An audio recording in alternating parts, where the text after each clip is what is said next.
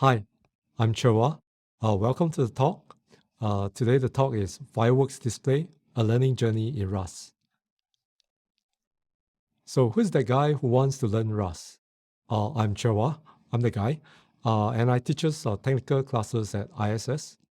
I enjoy learning how does things work under the hood. And I especially love colorful and animated spikes, right, that moves on the computer screen. So about this sharing, it's about my adventure in learning Rust. So I'll talk about why Rust, the graphics library that I use, the reference program that I use for learning, and the under the hood fireworks effects that was generated, how things are being generated under the hood, and my Rust program that I wrote from scratch to replicate all the features that I found in the reference program. Uh, for this sharing to be useful, I think basic appreciation of programming will be very helpful. So why Rust? So Rust is the most beloved programming language since 2016, according to Stack Overflow surveys. There are also industry stories about how good Rust is. For example, I heard it from Discord. So Discord is a voice and text chatting service. So people gather in study groups and discussion groups to share ideas. The article that I wrote is why Discord is switching from Go to Rust. So in the article, it describes that Discord had a problem. Basically, its services spikes every 2 minutes. Basically, the CPU spikes and the response time to the users goes down. Response time will go up. Right. So this is due to Go's garbage collection. So they tried various ways, but still couldn't get the response time to be rather constant. So they switched to Rust. Right. Rust has this unique memory management that enable them to achieve what they want, which is pretty constant response time. If you look at the graph, you'll notice that the Go is purple and the Rust chart is blue. So the spikes are gone for when we're moving to Rust, right? And the response time is rather constant. So in computing, computer memory is actually an important resource when we do programming. C and C++ assumes that the developers will explicitly manage memory, right? So you must remember to free your memory after use. If not, there will be memory leak. You're not allowed to free twice, or else your program will crash. So Java does it differently, right? They have garbage collector, so it will take care of the memory for you. So as long as any memory is no longer in use, it will free it for you. So Rust adopts a middle ground approach, right? So it doesn't provide any garbage collector in its runtime.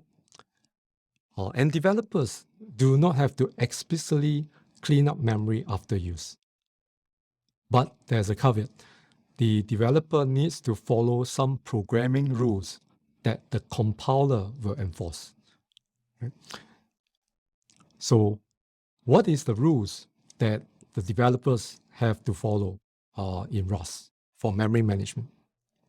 First off, there is always a single owner for a value. So every variable owns the value, and there can be only one owner. Now, ownership can be transferred to another variable, right? And the reference to a value, right, can be borrowed without taking ownership. So these are the three key concepts in Rust. So if you are able to grasp these three concepts, your memory management is taken care by Rust. So Rust will free the memory of variable when it goes out of scope, so no longer in use. Why can I do it? Because there's only one single owner for that value, right? So when the variable goes out of scope, it clears it. And because of this, freeing memory is cheap and fast in Rust. So a quick taste of how it looks like in code. So on the left side is Rust code, right? And the first line, you notice that variable S1 is owning the string hello, right? So here's the ownership is variable S1. And we call a function say hello, and we pass the ownership, right, to the S variable in say hello.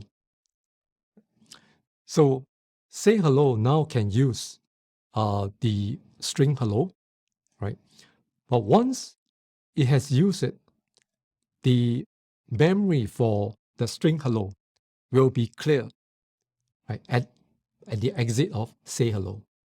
So now notice that there's a last line in the main that tries to use the hello string, right? And this cannot happen, right? So the compiler will not allow this to compile because the ownership of the hello string has been passed from S1 to S, right? When we call the say hello function, right? So the last line of the main function can no longer have the use the value of the string hello. Right? So how do we do it in Rust if we still want to achieve that effect? Right? So a slightly different program, we still assign S1 to be the owner of this string hello. Right? Now we pass to say hello too. Notice that we are doing a reference, and basically this is borrowing the ownership of the string hello to S in the say hello to. Right? So say hello to is able to print the string, right, using the string hello, right? And when it comes back to the last line of main, the main still can print hello world because the S1 is the owner of the string hello. And when the main program exits, the string hello memory is being released, right? So basically, as a Rust developer, you need to know this three concepts of ownership, transfer, and borrow in order to write a Rust program properly. So I have a simple plan for learning Rust. So my idea is that I want to write a non-trivial Rust program from scratch. I want to explore some of Rust's uniqueness, especially the memory management. I want to write a program in Rust that I have not written before. Right? And as I say, I like things that move on the screen, so I want it to be graphical so that I can stare in disbelief when it works. Right? So there's something about Fireworks that I have this personal itch to write for a long time. So I find that it's technically challenging, right? But it's achievable, I feel, in a very moderate amount of time. And I believe that when I see all the fireworks coming out, right, it's a fist pumping experience for me. So, but do not go in cold. I have a frame of reference. So I research on some of the fireworks programs that's out there, right? I look at the code, and there's one that I kind of like. It's written in JavaScript. I look through their logic. I look through how they organize their data, and I agree with the technical decision that was made by the program. And it is using HTML canvas for drawing the fireworks on a web page. Right? And of course, it's calling the Canvas 2D API to draw lines and setting colors, etc. Right? So that would be my reference program when I'm writing the Rust program to generate fireworks.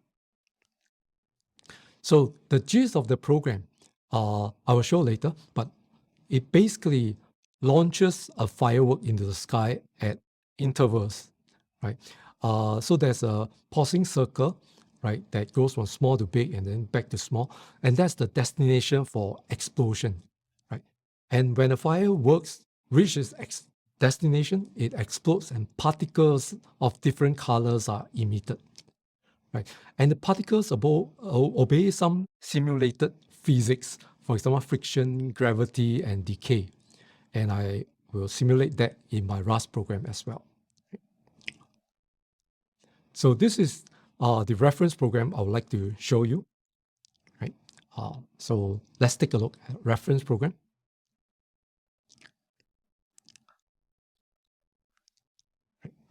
So this is the reference program, and notice that it is shooting fireworks into the sky, right? And then when it reaches the destination point, which is the pulsing circle, it explodes and particles are emitted, right? So this is my reference program, right? So, right now let's go back to the slides. And before I carry on, right, let me introduce Nannou, a graphics library for Rust, right? So Rust, I'm doing Rust, but it has no native graphics support, just like C, C++. So a Rust graphical app, you have to leverage on third-party graphics libraries. So these graphics libraries are the one that issue drawing commands, right, to the underlying OS, for example, Mac or Windows or Linux, right, to their graphical system so that they can draw line. So Nannou is one of such graphical libraries for Rust. It has the 2D graphics API that I need. It can draw lines, it can draw circles, and it can color those lines and circles to whatever colorful options that I chose. So let me introduce the coordinate systems in Nannou. All right. So in general, coordinate systems is important because it will determine where our drawings appear on the screen. As for example, on the left side, that's the iOS. So iOS, their coordinate system is such that the origin 00 is at the top left corner of the screen, right? And Mac OS X, right, written by Apple as well, right, is the coordinate systems, the origin is at the lower left of the screen, right? So, and in coordinate system in Canvas, which is the reference program that I'm referring to, the origin is the same as iOS, which is top left, right? So after I've investigated all this, right, I was thinking, what is my Nannou coordinate systems, right? So it determines how I'm going to do the plotting, right? So, well, the coordinate system for Nannou is right in the middle of the screen. So I was like, okay, so now I have to do quite some translation if I want to see some results, right? So if on the left side is the canvas, on the right side is my Nannou, right? So let's take a point, the black dot, right? If I want the XY to appear, if I just use the XY value, right, that same point will appear at the bottom right of my Nannou screen, right? So that's not what I want. So, which means that I need to do some translation, right? So with some simple calculation based on the width and height, right, I'm able to position it at the exact position at where it appears in Canvas. So this is one thing that I did need to note when I was doing the plotting of the program. So I want to introduce talk about colors in Nannou as well. Right. So a familiar color model that we all know is RGB, so red, green, blue. So it basically is a addictive is adding red, green, and blue colors together to get a final color. So for example, RGB 1.0 and the rest is 0, you will get a full red, right? RGB, everything is 1, then you will get a white, right? Then there's a RGBA, that's the alpha portion. Alpha is basically transparency, how much you can see underneath your current asset, right? So there's another less familiar color model, right? And it's called HSLA. So H stands for hue, which is the color. So it's like a color wheel. The image shows that it's from 0 to 360 is all different colors, right? And you also have saturation. Saturation is how pure the color is. And then lightness is how bright, right, it is. And the alpha, again, is the transparency. So HSLA, the reference program, right, that I was looking at, it uses HSLA color model for color generation, right? So the good thing is Nannou also supports the HSLA color mode too. So in this department of colors, I realized that there's no color translation of any type that I need to do when I'm doing the porting from this this reference program to my Rust program. Right. So a taste of Nannou's graphics API. So this is how it looks like in my Rust program. I'm calling Nannou draw line command, right, within Rust, right, to draw a line. So basically, I say draw dot line. So this I want to draw a line, and I specify the start and the end positions, and then I say how thick is the stroke of that line, which is the weight, and the color model, which is the HSLA. So give the hue, saturation, brightness, alpha, right, to get the final color line. So now we take a look at the fireworks effects that is going to be generated by my Rust program, right?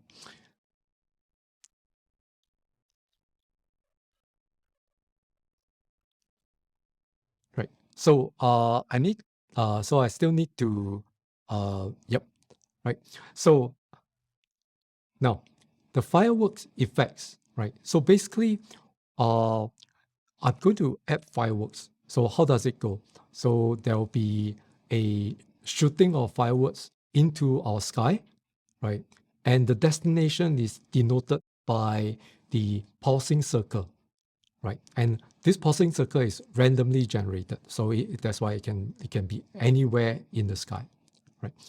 And then the fireworks will basically race towards that destination, right? And then when it reaches that, it will explode, and then particles will be emitted, right? So how do I create that effect in my code?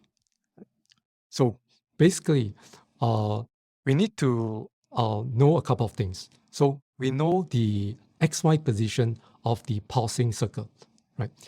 Because when we randomly generate a position in the sky, we know the XY position of that circle, destination for explosion. Right? So since we know that our starting point is always in the middle, a lower middle of our screen, right? We know the angle where we need to reach the destination. Right? We can also know the length of the distance, right? Using Euclidean distance formula, and then we will just basically advance our fireworks until we covers the length of the distance. And once we have done that, we know that we have reached the destination, and then we can emit particles. So below is my Rust code. So basically, when I'm updating my fireworks, for each update cycle, I need to update my X and Y position of my fireworks, right, with the angle and the given speed, right? Then it will keep on racing towards the firework destination. You notice that I use the word racing, right? Because we the code also added a bit of acceleration. So this is the simulated physics that we're talking about.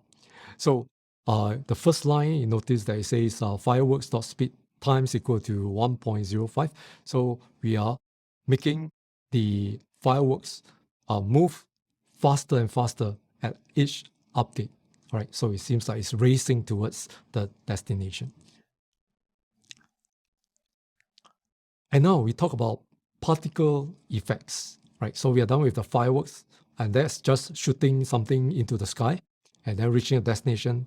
And now we are looking at the explosion and the particles being emitted.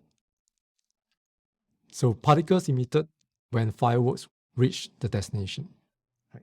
So you notice that the snapshots of the fireworks particles. So at the very beginning, it's all crowded together, and then later it keep on spacing out, right, until it disappears in the sky. Right? So we are rendering all these particles as very short lines. Right? So we want to reduce the rendering load of our system. Right? So there's another detail that I would like to bring up. When the particles are emitted from a particular firework, they have similar colors. So notice that there are three snapshots that I take from three different fireworks, and each of them has related colors, right, for that particular fireworks. Right? So how do I create that effect? So basically, for each firework, right, we select a hue first, right? So that's the second line whereby we have a hue, that a color basically we want for that particular fireworks, right? Then for each particle, right, that is being generated, right, it's going to take a range, and the range is a small swing from the hue of that fireworks, right? So it takes a small swing from to the left and a small swing to the right, so that the overall all the particles will still have similar hue, right, but slightly different, right? Okay, so and then I set my brightness, saturation, and alpha like so. Okay. So the speed of a particle, right, is also being defined in the systems. So particles in the program, they travel at different speeds when it's being emitted from the fireworks, right? So how is that being achieved? So in the code, right, notice use the random generator that randomly generates a value from 1 to 10, right? And that particle speed will take whatever that the random generator gives it, right?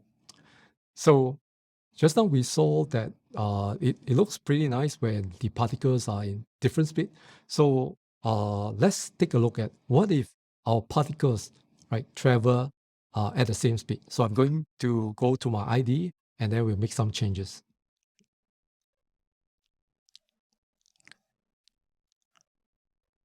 Right. So perhaps let me first show the right. So let's take a look at the correct behavior. Right. So try and run. So click on this. This is the correct behavior, right? So they are racing at different speed away from the emission point. Right. I do it again. Right. So different speed. So what if I do it at the same speed? Right. So let me. Right. So this is the place where I set the speed. So let's say, right, I set them all in same speed. So let's say this 8.0, right? Same speed, right? Now let's let's take a look at how the behavior would be now if it's all the same speed for particles. So I'm going to emit particles. You notice that there's no longer a spread out effect, right? It's now like it's like so evenly spread out. It's like a circle, right? Okay, so that would be the effect if all the particles, right, take the same speed. So now let's return to our slides.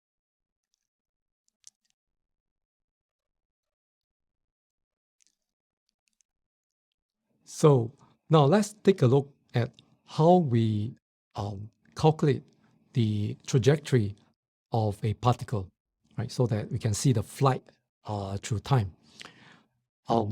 First of all, we need to figure out what is the angle, right, for a particle.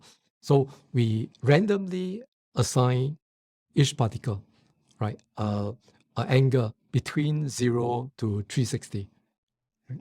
So the code that shows there's a range from 0 to pi times 2, right? So this is in radians, right? So the pi would be 180 degrees, times 2 would be 360 degrees. So the entire full circle is being covered, right? So which means that when the fireworks erupts, the particles has a chance of going from any of this angle, 0 to 360, right?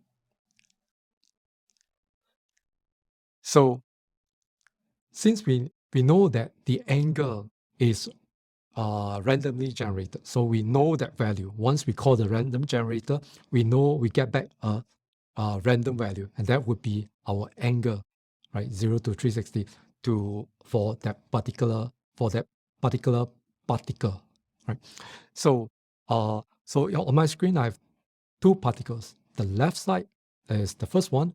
First one is going northeast, right? Notice that it's going northeast, and from the same emission point, there's another particle, which is the second diagram, right? Is going southwest, right? And both of them, I have wrote their calculation there. You notice that I use the same trigonometry formula, sine and cosine, right? And I can determine the xy positions of each of the particles during the flight, all right?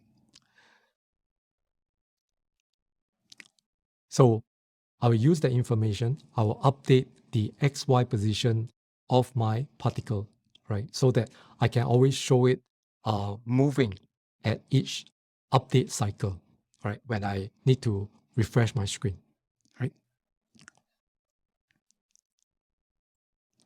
So I also added the gravity. So it's like adding a downward pull to the particle on every update, right? So why do I do that? It's because it gives the illusion, right, that the particle is falling from the sky as well, not just going straight. So how is it being done? So add a counterweight to the y component of the particle on the second line. So basically, this simulated physics again, I just add -1, right, to make the particle fall faster on each update. Okay, so again, what if we leave out the gravity? How would it affect the program? So let me go back to my IDE and then I'll show how that would affect it. So this is my particle. So this is where I do the random assigning of values. So look at there's one that is gravity. So I'm going to just set this gravity as 0, right? And then I'm just going to run the code. So we'll see how does the program now reacts. So I'm going to emit particles. You notice that it is not falling down, right? It is falling, is going outwards from the center point, right? going outwards from the center point, and it's not doesn't show that the particle is actually falling, right? Because there's gravity acting on it, right? So that is the effect. So we need to put the gravity back, right? Now let's look at another effect. We can go back to the slides, right? So now adding some friction to a particle. So why do we want to do that? We want to slow the particle down, right? So we want to give the illusion that the particle is actually losing energy as it travels, right? So uh, so the code to actually do that is below. So it says particle dot speed, right? So at times equal to 0.95. So anything that's less than 1, so the speed is reducing, right? So uh, again, the question is that what if, right, we leave out friction? All right. So let's go back to the IDE. I'm going to leave out my friction. So notice that the friction right now is 0.95, right? So I'm going to leave that friction out, right? I'm going to say,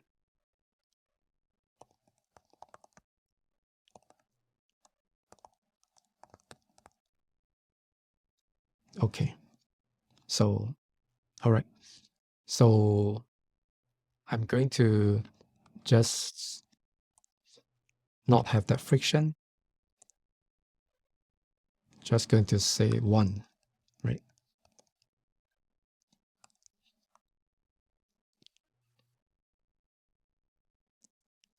Right. Let's see the effect without the friction. So you notice that there's nothing stopping the particles. It's like keep on going further, right? So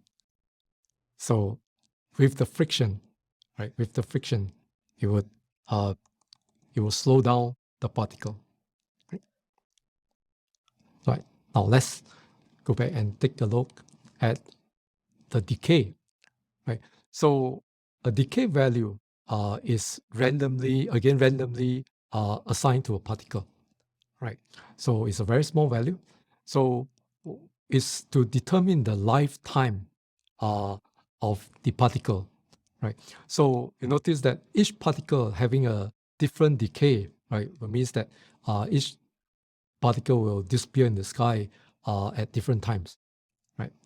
So uh, once the particle's lifetime is up, right, we clear that particle from the screen. We do not paint that particle, so it appears that it has is gone from the sky. Right.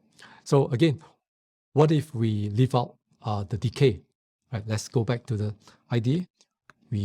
Our decay is here, so it has a range, right? So I'm going to remove the decay.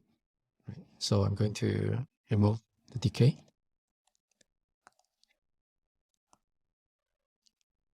I'm going to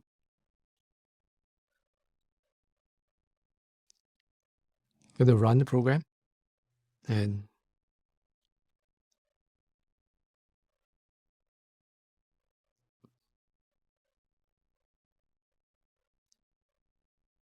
okay.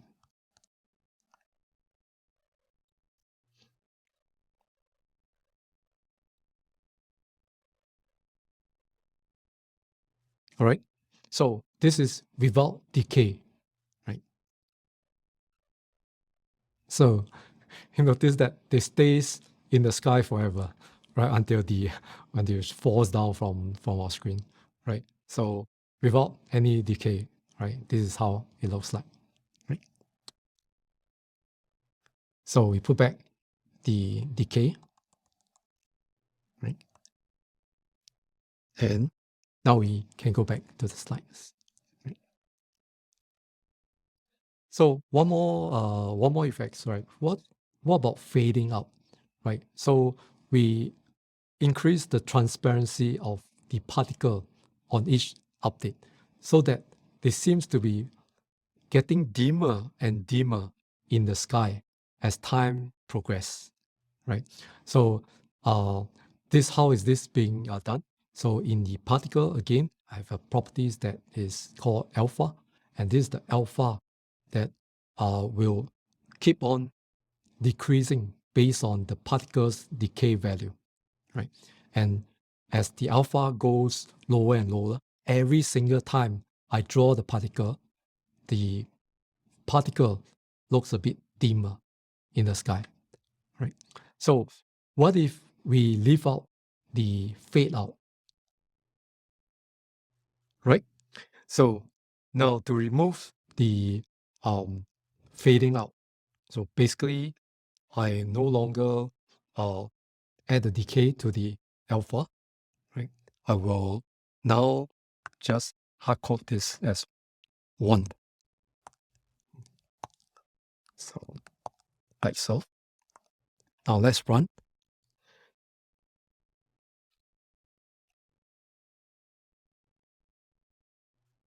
So now we have 1 fireworks. And notice that because without the fading off, you notice that the particles are abruptly removed from the sky, right? All right. So want to put back the, right? Now let's go back to the slides. Now, I also added the trail effect. So how does that work? So basically to have that trailing effect, we store X numbers of past coordinates of a particle, right? So for example, at the very beginning, we store the first 4 of the first position, and then the updated position at the last entry, right? And then the second update, second update cycle, we are basically going to remove the the earliest particle and position, and then insert in the latest one. So we always have 5 of the latest past coordinates of a particle, right?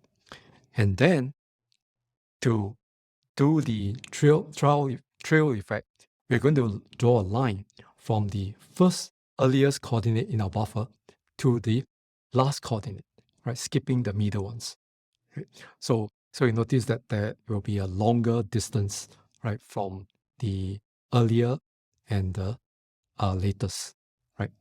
So again, what if we leave out this particular detail, right, and leave out the trail effect, right? Let's take a look, right? So trail effect, so in my trail effect, I use five past coordinates. So let's just use,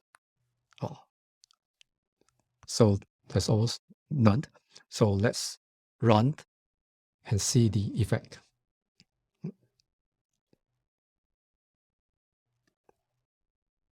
So notice that the particles, the emission, right, or how it travels through the skies is not prominent, right, because the trail effect has been removed.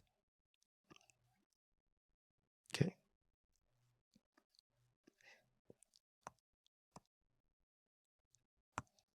Right. So let's get back to the slides. So my Rust program, right? So basically implemented all the features that is found in the reference program that I showed earlier, right? And it has the exact same behavior, except that it generates more random fireworks. Later I'll show. And it only needs Rust and Nannou because of graphics library to run. Okay, so let me now run my Rust program. Okay. So this is the program that I write from scratch in Rust. So I'm going to search for this. Right.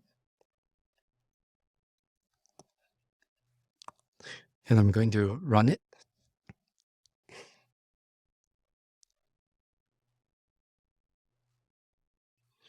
Right.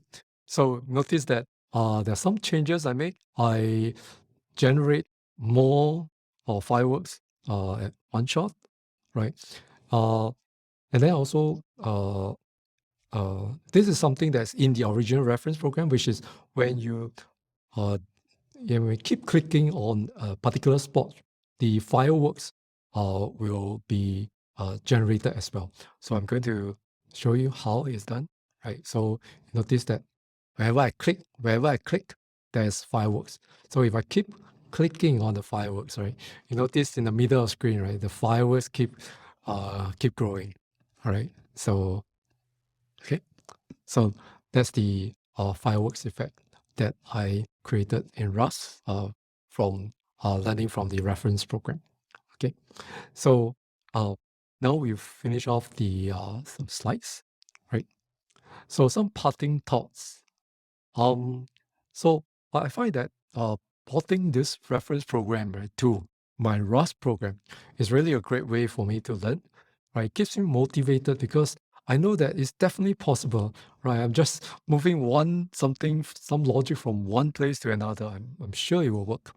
Uh, and I also, while I'm looking at it and examining the code done by others, I learn how the other solve problems, how they see and from their perspective, how they solved it. Right?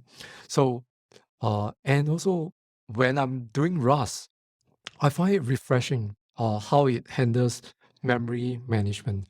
Right, it's one of the most different way of doing things that I've seen so far, and it embraces its own quirkiness in its language, something that I really like. And are there areas of improvements? I one thing that is bugging me is that when at a certain resolution, you can see that the particles are flying all over the place and it's pretty fast, right? But when I make the screen bigger, I notice that there's significant drop in the frames, right? So the next thing I'll probably look at is how I can do GPU make it run using hardware acceleration and see how the performance would be like. Right. With that, I would like to end my talk. Thank you.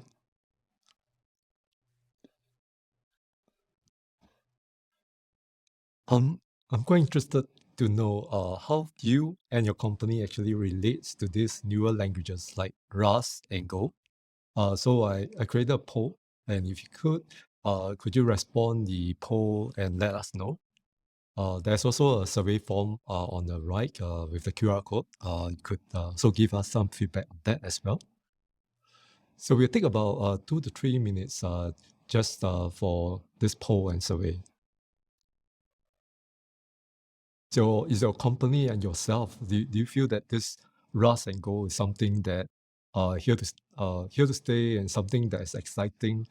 And how does it impact your company and yourself if it has already done so? Uh, is your company embracing it, or do you think that it's nothing special? I'll just stick with Java, etc. Yeah. Okay. So thanks for the response. So now it's Q&A time. I wonder if you have any questions for me regarding this learning experience. So if you have any questions, please feel free to type, and then I'll answer. Okay. So there's a question that says, do you think Rust will take over Java, C++? So in terms of speed, right, when you say Java, Rust, they are saying that Rust is C and C++ fast. That's how fast it is. So because like C and C++, they are generating to native code, right? So targeting the whatever chipset that is running on ARM or the Intel. So so I can see some shift in people using Rust. But again, Rust, because of its memory management, I find it significantly harder as a learning journey. I've done quite a bit of C++, but when I do Rust, I find I did take quite a bit of time to understand the ownership, etc. So I think it will be embraced eventually. Yeah. So I do see that. I wouldn't say take over, but I would say that it will coexist and have its own niche. So what's the difference between Rust and Go? The Rust, I would say that is targeting a bit more low level kind of things, system tools, etc. And Go itself, it is probably the web part that is going for. So I've heard developers, right, taking the Go web development server basically and then deploying to live, and they feel that it's so high performance, right, that it can be done that way. Usually we don't do that. Usually we don't put something that is in our development and provided by the language itself, the tool set, and then put it into development. But I've seen people doing that for Go, and that shows how high performance the Go is and for that particular area. Okay, so that's all the time I have for the Q&A, and thanks for the questions. I would just like to quickly just introduce a GDPSA program. It's a program that I teach us as well. It's converting non-IT professionals into IT professionals. It's a one-year program. It takes 7 months of study and then 5 months of internship where you'll be cited at the companies for real work experience. So we cover a lot of topics that is relevant to the industry. So if you are interested, please go to this link and take a look. Right. Thank you very much. Have a good day.